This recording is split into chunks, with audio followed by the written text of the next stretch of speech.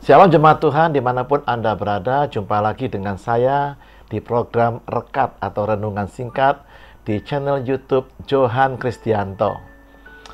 Seringkali kita sebagai orang percaya bingung untuk menentukan ketika mengalami musibah atau bencana itu kehendak Tuhan atau bukan.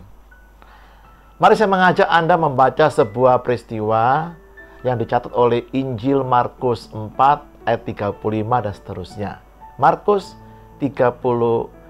4 ayat 35 dan seterusnya. Pada hari itu, waktu hari sudah petang, Yesus berkata kepada mereka, murid-muridnya, marilah kita bertolak ke seberang. Di sini kita melihat bahwa Tuhan Yesus yang mengajak mereka. Artinya, pasti ini adalah kehendak Tuhan. Nah, Tuhan yang mengajak murid-muridnya untuk pergi ke seberang. Mereka meninggalkan orang banyak itu, lalu bertolak dan membawa Yesus beserta dengan mereka dalam perahu di mana Yesus telah duduk, dan perahu-perahu lain juga menyertai dia. Luar biasa, bukan? Murid-muridnya pun tidak berani berangkat sendiri tanpa disertai Tuhan. Meskipun murid-muridnya itu notabene adalah nelayan-nelayan yang sangat handal di lokal atau setempat itu. Ayat 37, lalu mengamuklah taufan yang sangat dahsyat, dan ombak menyembur masuk ke dalam perahu, sehingga perahu itu mulai penuh dengan air. Nah, disinilah biasanya iman percaya kita mulai bingung, dan tidak sedikit yang tergoncang. Sudah jelas-jelas ini kehendak Tuhan, inisiatifnya dari Tuhan, bahkan kita mengajak Tuhan Yesus beserta. Mengapa kok bisa terjadi masalah, gangguan, keadaan yang sangat kacau, bahkan nyaris tenggelam? Pengalaman murid-muridnya sebagai nelayan yang handal tidak bisa menolong. Bahkan penguasaan medan lokasi pun tidak banyak membantu murid-muridnya untuk menghadapi dan mengatasi masalah tersebut. Hal ini tidak jauh berbeda dengan keadaan yang sedang anak-anak Tuhan alami di Indonesia saat ini. Pandemi atau wabah global COVID-19 mengganggu dan menghalangi keberlangsungan ibadah raya bersama umat Tuhan. Bahkan juga di bidang-bidang yang lain ikut terganggu, seperti bidang ekonomi, kesehatan masyarakat, dan lain-lain. Dan sedikit orang percaya bahkan mengalami kegoncangan iman dan kebingungan. Kalau ini kehendak Tuhan dan disertai Tuhan, mengapa kita bisa mengalami musibah sengeri ini? Menurut saya ada dua penyebabnya.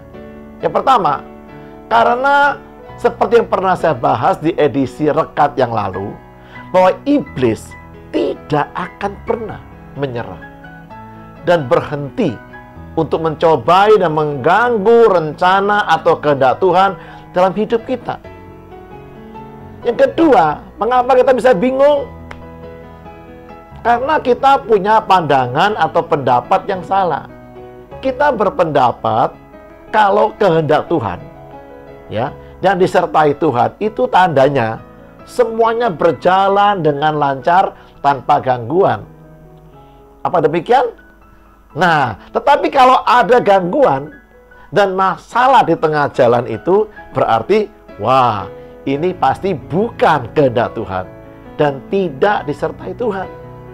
Tetapi dalam kenyataannya tidak selalu demikian, bukan?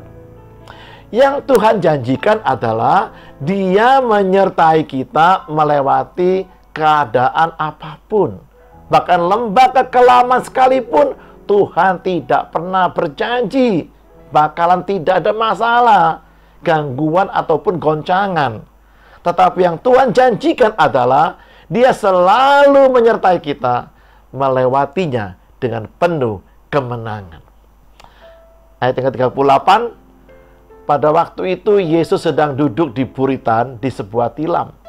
Maka murid-muridnya membangunkan Dia dengan tanya, Guru, Engkau tidak peduli kalau kita binasa ya?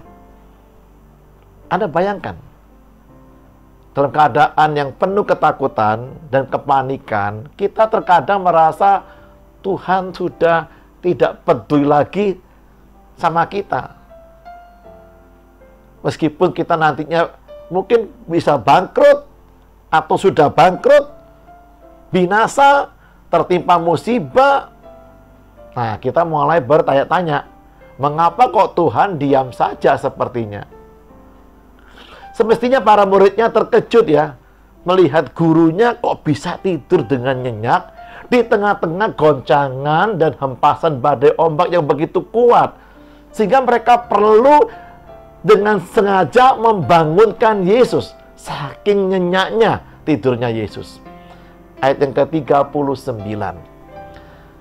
Yesus pun bangun, menghardik angin itu, dan berkata kepada danau itu, "Diam, tenanglah."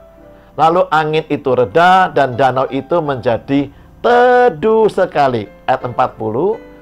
Lalu kata Yesus kepada murid-muridnya, "Mengapa kamu begitu takut? Mengapa kamu tidak percaya?" 41. Mereka menjadi sangat takut dan berkata seorang kepada yang lain, "Siapa gerangan orang ini, sehingga angin dan danau pun taat kepadanya?" Sekarang mereka baru mengerti mengapa Yesus gurunya itu bisa tidur nyenyak meskipun perahunya tergoncang, terkena hantaman ombak yang menderu. Karena bagi Yesus tidak ada sedikit pun keraguan akan kuasa Tuhan untuk segala keadaan, segala masalah hidup kita, termasuk menenangkan dan meneduhkan badai yang menghantam kehidupan kita.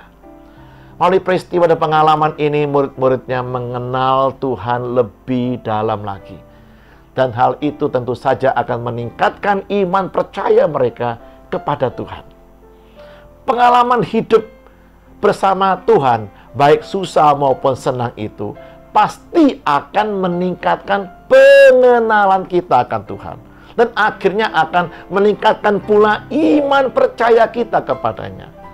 Karena tingkat pengenalan kita kepada Tuhan itu berbanding lurus dengan tingkat iman percaya kita kepadanya.